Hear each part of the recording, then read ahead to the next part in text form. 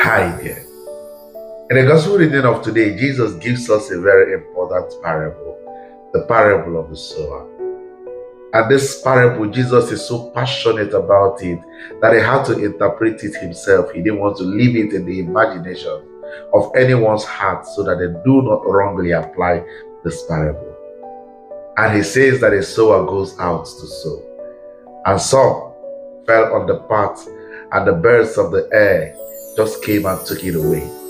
Some fell on rocky ground, and because they do not have the depth of soil, just after that moment, the scorching heat of the sun withered it. And some also fell among thorns, and the cares of this world choked them to death. Then some also fell on a good soil, the ones that bore fruit, but not with perseverance.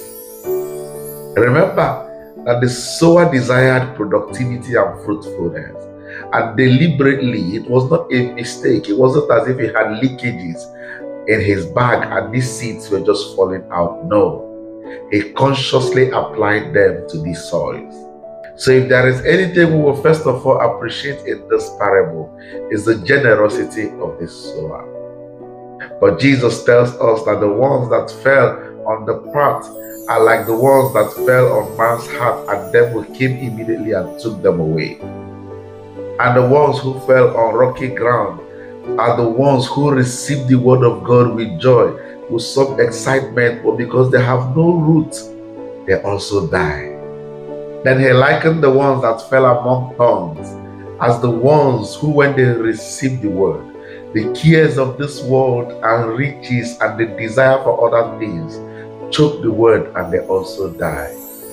While the ones that fell on the good soil are the ones who hear the word, who accept it, retain it, and put it to use in order to generate results.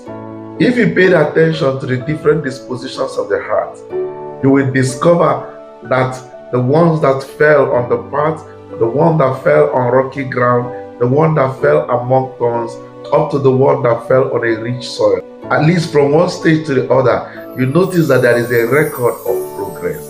That means that the dispositions of the heart is at the degree at which everyone will make effort to present a heart that is willing not just to hear the word, but to retain it and apply it for productivity.